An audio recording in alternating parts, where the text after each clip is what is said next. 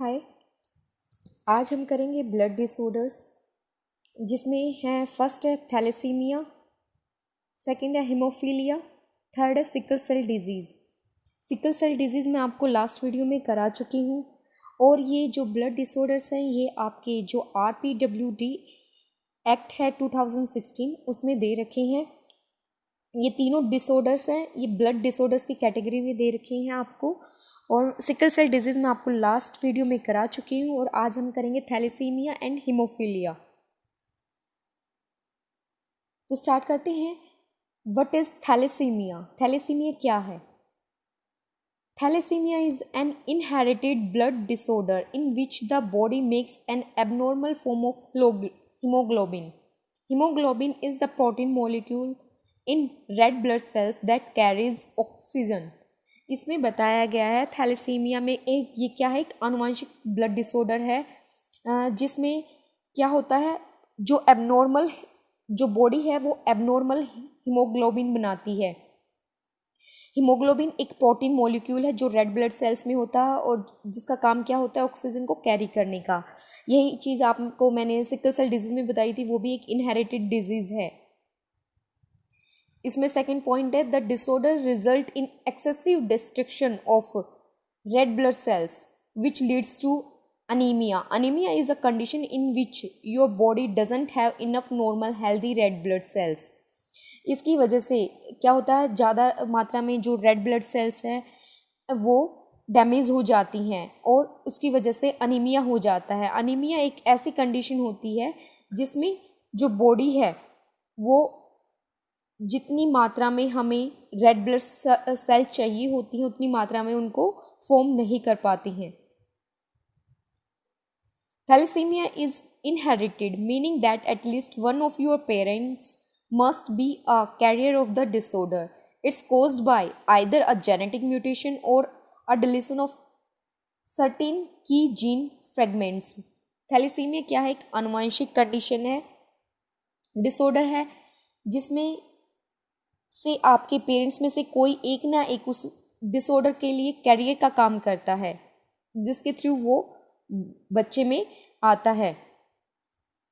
और इसमें क्या होता है, या तो जेनेटिक म्यूटेशंस होती हैं, कुछ आनुवंशिक परिवर्तन होता है, या फिर किसी जीन के सर्टेन फ्रेगमेंट में डिलीशन आ जाता है, कमी आ जाती है, वो डेवलप नहीं होता है, नष्ट हो जाता है.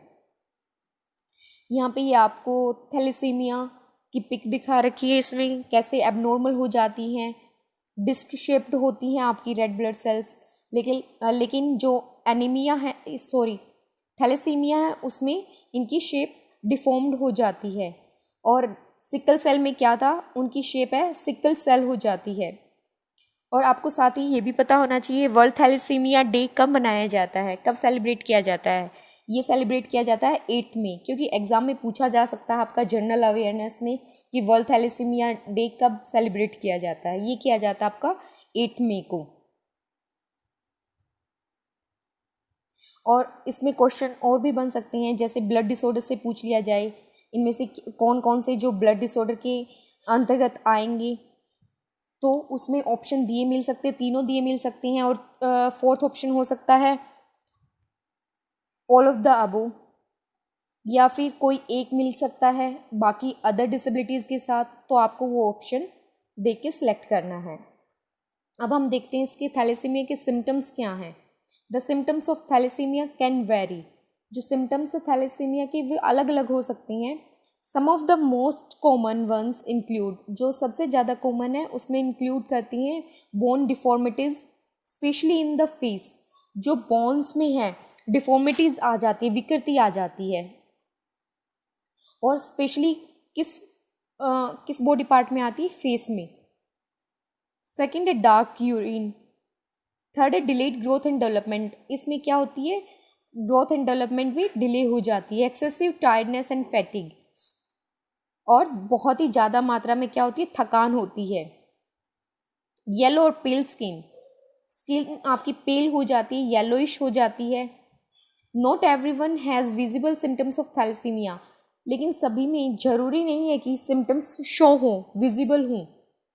Science of the disorder also tend to show up later in childhood और एडोलसेंस। ऐसा भी हो सकता है इस डिसऑर्डर के जो साइन हैं वो कुछ बाद में दिखाई दे, या तो चाइल्डहुड में या फिर एडोलसेंस में। फिर इसके कोजेज थैलेसीमिया के क्या हैं? Thalassemia occurs when there is an abnormality or mutation in one of the gene involved in hemoglobin production।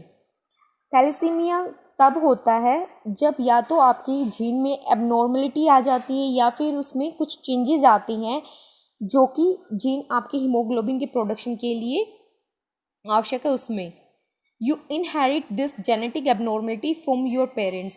और ये जेनेटिक एबनॉर्मलिटी कहाँ से आती है? आपके पेरेंट्स से आती है आप में। If only one of your parents is a carrier for thalassemia, you may develop a form of the disease known as thalassemia minor। अगर आपके पेरेंट्स में से कोई एक थैलेसीमिया का कैरियर का काम कर रहा है तो आप में वो डिजीज किस फॉर्म में डेवलप होगी? थैलेसीमिया माइनर के रूप में। If this occurs, you probably wouldn't have symptoms but you will be a carrier। ये भी संभावना है कि आपको मतलब वो सिम्टम्स शो ना हो, आप भी एक कैरियर की तरह काम करें। Some people with thalassemia minor do develop minor symptoms। और कुछ में क्या होता है, थैलेसीमिया माइनर में सिम्टम्स उनके माइनर डेवलप होते हैं। If both of your parents are carriers of thalassaemia, अगर बोथ पेरेंट्स कैरियर होते हैं थैलेसीमिया के, उन्हें थैलेसीमिया होता नहीं है लेकिन वो एज अ कैरियर का काम करते हैं, तो ज़्यादा चांसेस होते हैं उस डिजीज़ के सीरियस होने के। फिर नेक्स्ट है haemoglobin molecules are made of chains called alpha and beta chains. आपका जो हीमोग्लोबिन मॉलिक्यूल है वो किन चेन्स का बना होता है? एक तो अल्फा और एक बीटा चेन का। That can be affected by mutation, जो कि म्यूटेशन की वजह से अफेक्ट हो जाता है, प्रभावित हो जाता है। In thalassemia, the production of either the alpha or beta chains are reduced, resulting in either alpha thalassemia और beta thalassemia। यहाँ से आपको टाइप भी पता चल रही हैं कि थैलेसीमिया की कौन सा टाइप है, alpha thalassaemia and beta thalassaemia. और ये थैलेसीमिया तब होता है अगर अल्फा चेन प्रभावित होती है तो अल्फा थैलेसीमिया होगा, अगर बीटा चेन में रिडक्शन होता है, कमी आती है, तो क्या होगा? बीटा थैलेसीमिया होगा। In people with thalassaemia the bone marrow doesn't produce enough. क्या होता है जब थैलेसीमिया होता है जिस पर्सन को, उसमें बोन मैरो जितना एक हेल्दी बॉडी को चाहिए होता है उतना डेवलप नहीं हो पाता है और रेड ब्लड सेल्स भी डेवलप नहीं हो पाती हैं। In some types of this leads to a lack of oxygen resulting in anaemia and fatigue. कुछ टाइप्स में क्या होता है, ऑक्सीजन की कमी हो जाती है और जिसकी वजह से अनीमिया होता है और बहुत ज़्यादा थकान महसूस होती है। फिर टाइप्स हैं इसके 4 alpha globins and 2 beta globins protein chains make up haemoglobin. Haemoglobin का स्ट्रक्चर दिया गया कि वो कैसे बनता है। हीमोग्लोबिन चेन में क्या होता है, 4 तो अल्फा ग्लोबिन होते हैं और 2 बीटा ग्लोबिन होती हैं और इसी पे ही आधारित इसके 2 टाइप होती हैं, जैसे कि मैं अभी पीछे बताया था, alpha thalassaemia and beta thalassaemia. यहाँ पर हम देखते हैं अल्फा थैलेसीमिया क्या है। In alpha thalassaemia the haemoglobin does not produce enough alpha protein. जैसा कि नाम से पता चल रहा है अल्फा थैलेसीमिया है तो इसमें हीमोग्लोबिन अच्छे से अल्फा प्रोटीन को प्रोड्यूस नहीं करेगा जितनी की क्वांटिटी की एक हेल्दी सेल को या हीमोग्लोबिन को जरूरत होती है। To make alpha globin protein chains, we need 4 genes, 2 on each chromosome 16। जो अल्फा ग्लोबिन प्रोटीन चेन है उसको बनने के लिए कितने जीन्स चाहिए होते हैं? 4 जीन चाहिए होते हैं, 2 on each chromosome 16। क्रोमोसोम जो 16 है उस पर प्रत्येक पर 2। We get 2 from each parent। और ये हमें कहाँ से मिलते हैं? पेरेंट्स से मिलते हैं। इफ़ वन और more of these gene is missing, अब इनमें से एक या एक से ज़्यादा जीन मिस हो जाते हैं तो अल्फा थैलेसीमिया हो जाता है। The severity of thalassaemia depends on how many genes are faulty और म्यूटेड। अब इसकी सीवियरिटी इस बात पर डिपेंड करती है कि उसमें कितने जीन म्यूटेड हैं या फॉल्टी हैं। one faulty gene. The patient has no symptoms. A healthy person who has a child with symptoms of thalassemia is a carrier. This type is known as alpha thalassemia minima. इसमें क्या कहा गया है कि severity आपको बताया है कि डिपेंड करती है कितने फॉल्टी जीन हैं. अगर एक फॉल्टी जीन है तो वो पेशेंट क्या है, एक कैरियर का काम करेगा. और इस थैलेसीमिया को, इस टाइप को क्या जाना जाएगा, alpha thalassaemia minima.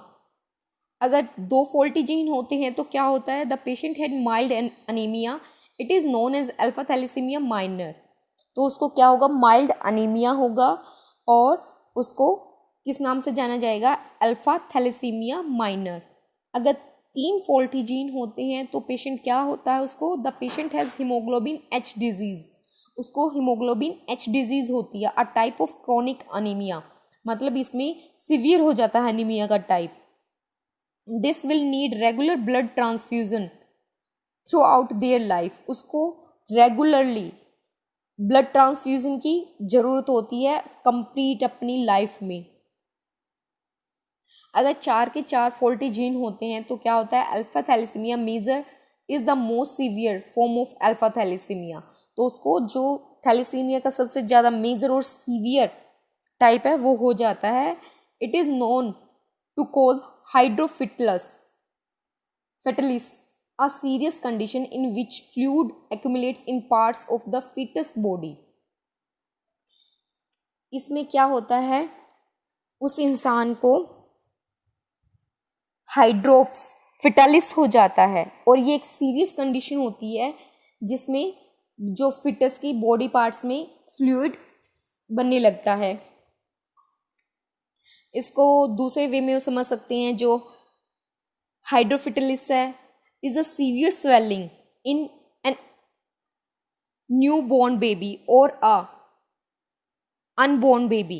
It is a life threatening problem. और ये लाइफ थ्रेटनिंग प्रॉब्लम है, इसमें स्वेलिंग आ जाती है.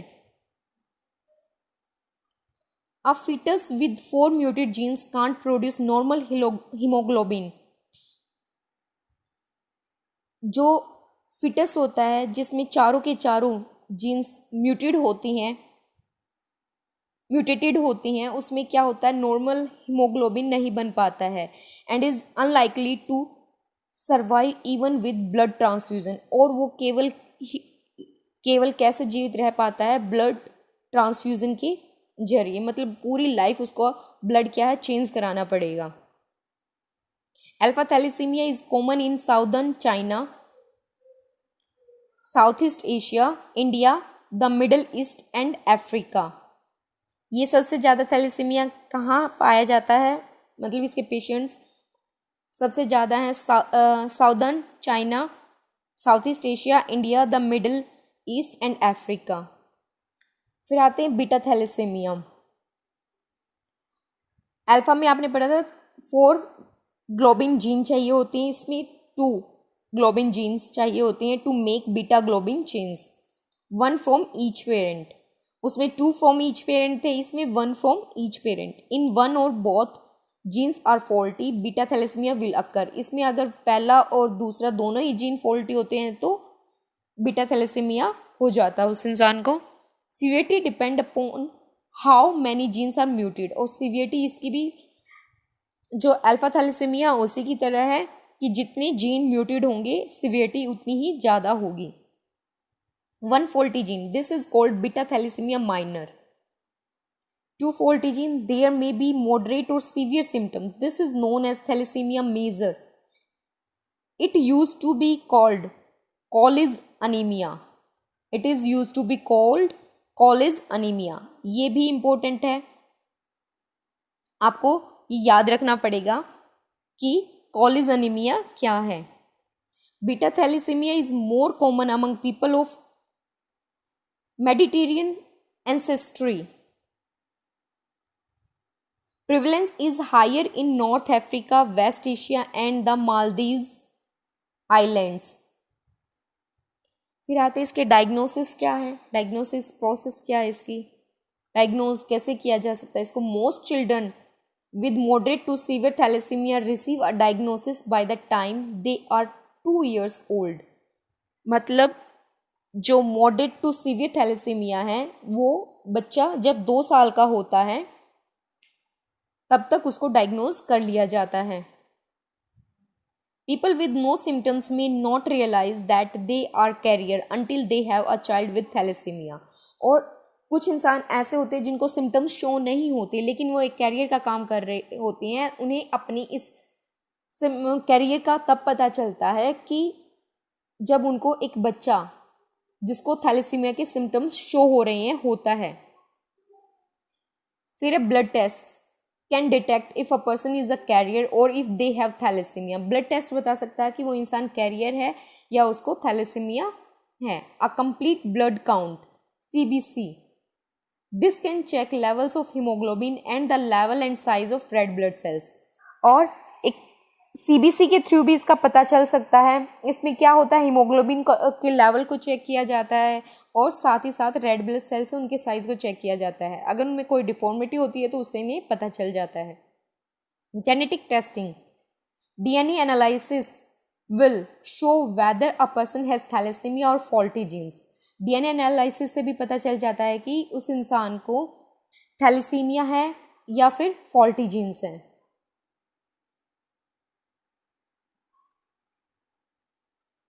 फिर है a reticulocyte count, this measures how fast red blood cells और a reticulocytes are produced and released by the bone marrow.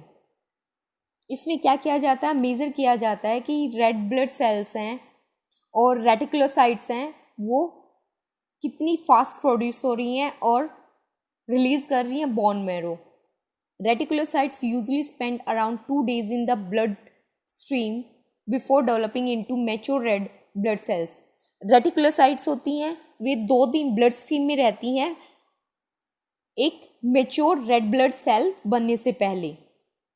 Between 1 and 2% of healthy persons red blood cells are reticulocytes. 1 से 2% की जो healthy persons होते हैं उनमें red blood sales क्या होती हैं, रेटिकुलोसाइट्स होती हैं। Iron, this will help the doctor determine the cause of anemia, whether thalassemia or iron deficiency. In thalassemia, iron deficiency is not the cause. ये हेल्प करता है डॉक्टर को एनीमिया का पता लगाने में कि उसको थैलेसीमिया है या फिर आयरन डेफिशिएंसी है, आयरन की कमी है, क्योंकि थैलेसीमिया में आयरन डेफिशिएंसी एक कॉज नहीं है। Prenatal testing, this can show whether a foetus has thalassaemia and how severe it might B.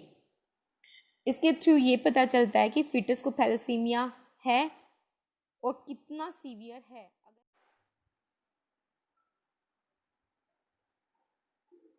अब करते हैं ट्रीटमेंट। ब्लड ट्रांसफ्यूजन, सेकेंड है आयरन क्लेशन, थर्ड है बोन मैरो और स्टेम सेल ट्रांसप्लांट, फोर्थ है सर्जरी, फिफ्थ है gene therapy.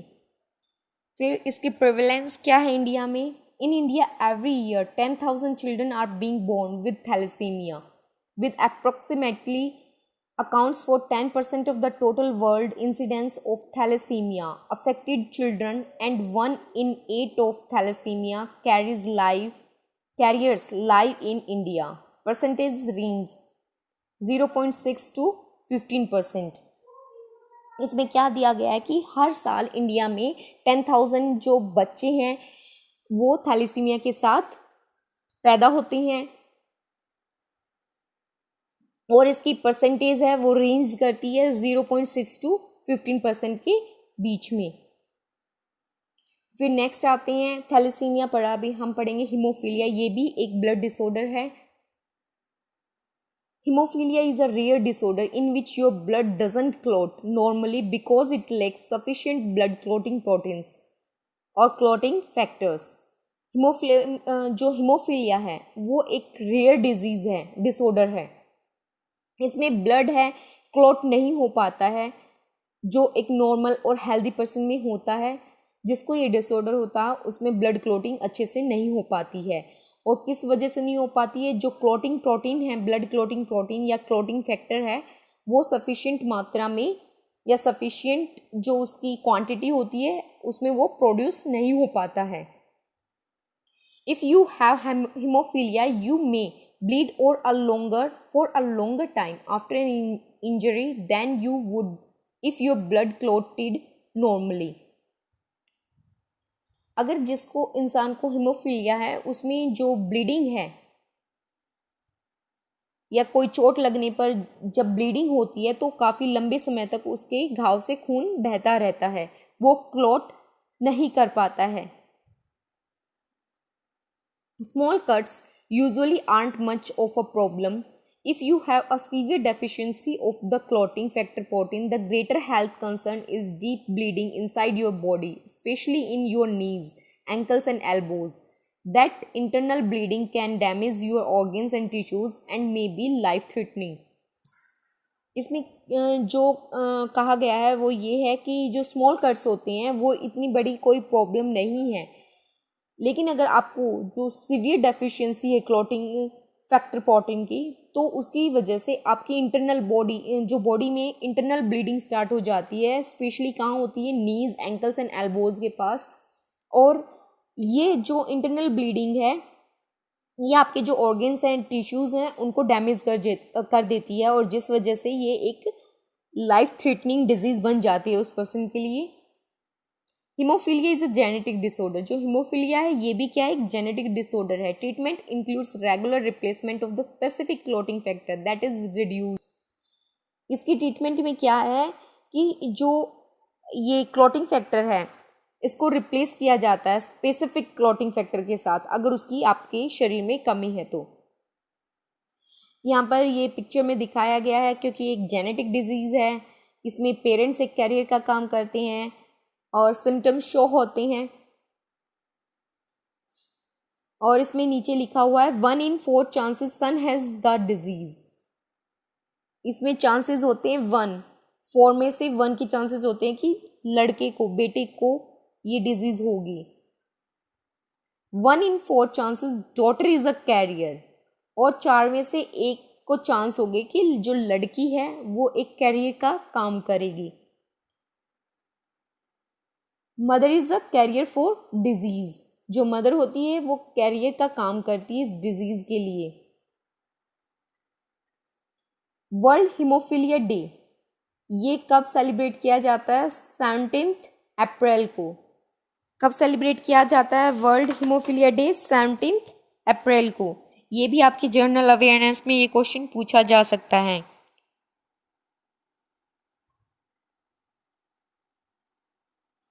और इसकी थीम जो 2020 में थी, वर्ल्ड हीमोफीलिया डे की थीम थी gate plus involved.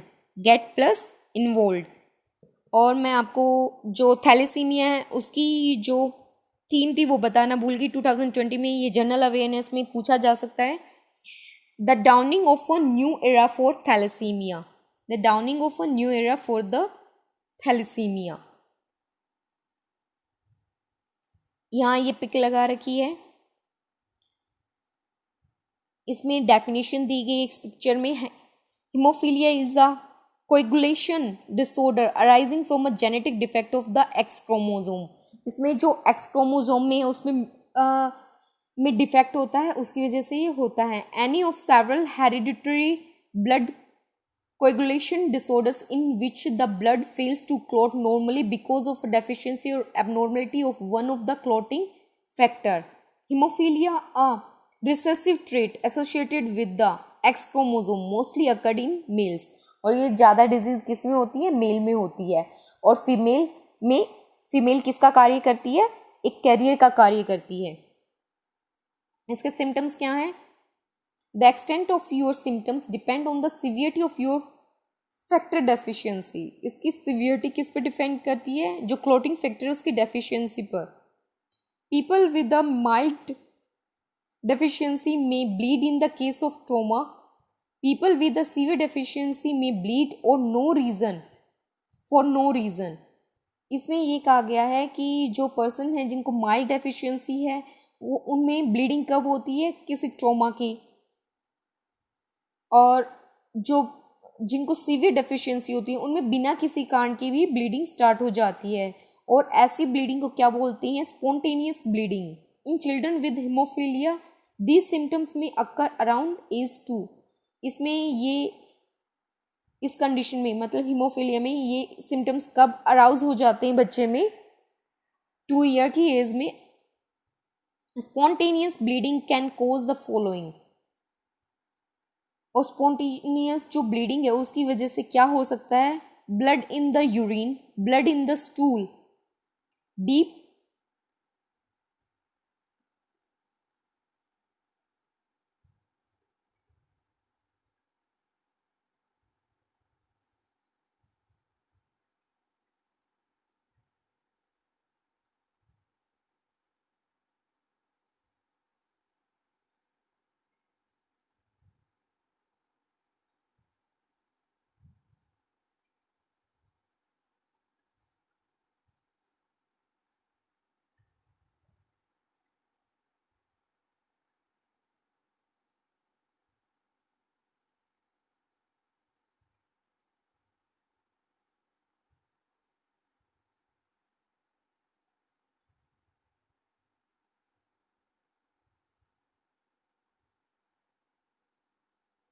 bruises, large unexplained bruises, excessive bleeding, bleeding gums, frequent nosebleeds, pain in the joints, tight joints, irritability in children. इसके causes क्या हैं? When you bleed, your body normally pulls blood cells together to form a clot to stop the bleeding. अगर normal जो body है उसमें अगर bleeding होती है तो ब्लड सेल्स क्या करती हैं? उसको क्लॉट करने में हेल्प करती हैं. The clotting process is encouraged by certain blood particles. जो क्लॉटिंग प्रोसेस है वो एनकरेज की जाती है कुछ सर्टेन ब्लड पार्टिकल्स के through. Haemophilia occurs when you have a deficiency in one of these clotting factors. और हीमोफीलिया तब होता है जब आप इन क्लॉटिंग फैक्टर में से किसी एक में कोई डेफिशिएंसी होती है. There are several types of haemophilia and most form are inherited. जो हीमोफीलिया है उसके बहुत सारे टाइप है जिसमें से ज़्यादातर क्या है? इनहेरिटेड है, आनुवंशिक है. However about 30% of people with haemophilia have no family history of the disorder. और जो कुछ हीमोफीलिया के पेशेंट ऐसे हैं, व्यक्ति ऐसे हैं जिनकी कोई भी केस हिस्ट्री नहीं है, फैमिली हिस्ट्री नहीं है. In these people N unexpected change occur in one of the gene associated with haemophilia. और ऐसे जो इंसान हैं जिनकी कोई फैमिली हिस्ट्री नहीं है उनमें क्या होता है? अनएक्सपेक्टेड चेंजेस होती हैं जीन्स में जो हीमोफीलिया से रिलेटेड हैं. जो एक्वायर्ड हीमोफीलिया कॉजेज हैं वो क्या हैं? Acquired hemophilia is a rare variety of the condition that occur when a person's immune system attacks clotting factor in the blood. Acquired hemophilia एक ऐसी कंडीशन है जिसमें जो पर्सन का इम्यून सिस्टम है वो खुद ही क्लॉटिंग फैक्टर, जो ब्लड्स में क्लॉटिंग फैक्टर है उन पे अटैक करता है. It can be associated with, और ये एसोसिएट हो सकता है प्रेगनेंसी से, ऑटो इम्यून कंडीशन से, कैंसर से, मल्टीपल स्क्लेरोसिस से. जो ऑटो इम्यून क्या होता है? Condition, a condition when immune attacks healthy cells.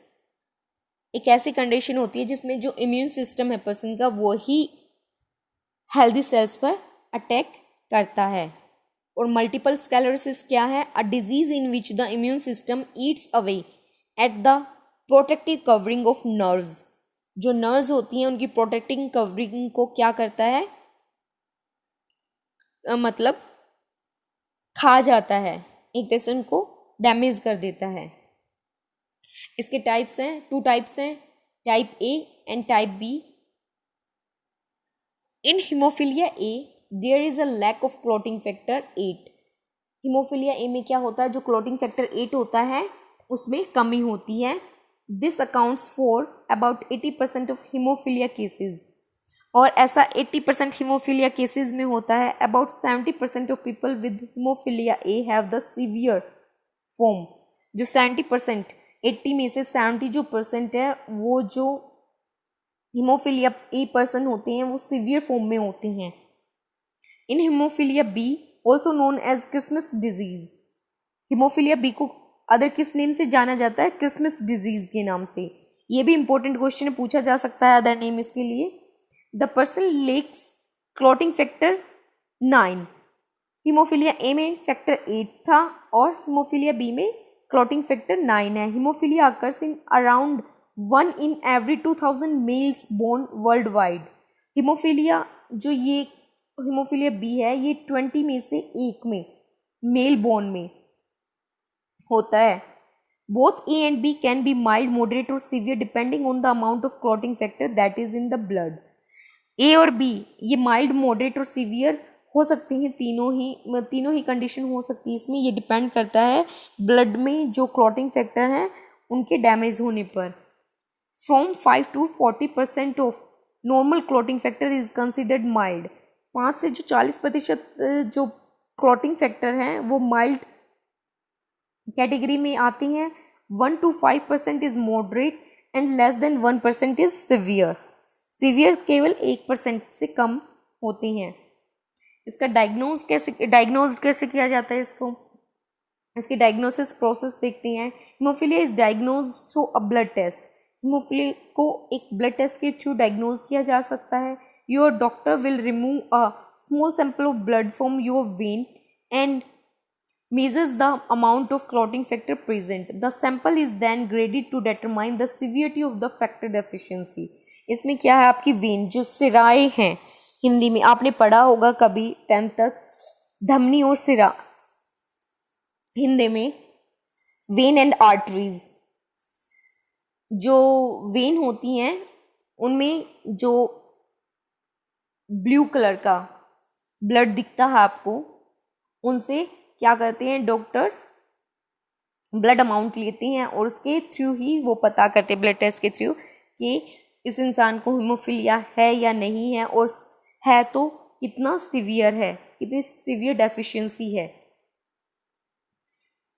Mild haemophilia is indicated by a clotting factor in the plasma that's between 5 and 40%। जो mild haemophilia है वो किसके थ्रू इंडिकेट किया जाता है?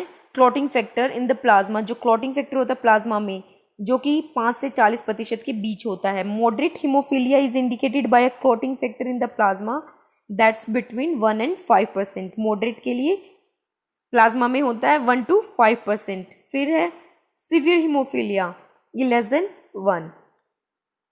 इसकी ट्रीटमेंट कैसे की जा सकती है? The main treatment for haemophilia is called replacement therapy. ये स्टार्टिंग में आपने इसकी जब मीनिंग को समझ रहे थे उसमें भी रिप्लेसमेंट थेरेपी का नाम आया था। सबसे बेस्ट ट्रीटमेंट है इसकी replacement therapy. Concentrates of clotting factor 8, जो कि कंसंट्रेट करती है क्लॉटिंग फैक्टर 8 पर फॉर हीमोफीलिया ए, और clotting factor 9 for haemophilia B, are slowly dipped और इंजेक्टेड इनटू अ वेन। इनको धीरे से जो वेन है उसके थ्रू इंजेक्ट कर दिया जाता है, डिप्ड कर दिया जाता है।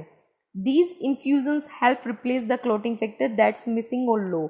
और ये इन्फ्यूजन हेल्प करता है जो क्लॉटिंग फैक्टर को रिप्लेस करने में, जो कि डैमेज हो चुका है या फिर जिसकी क्वांटिटी क्या है? लो है, कम है।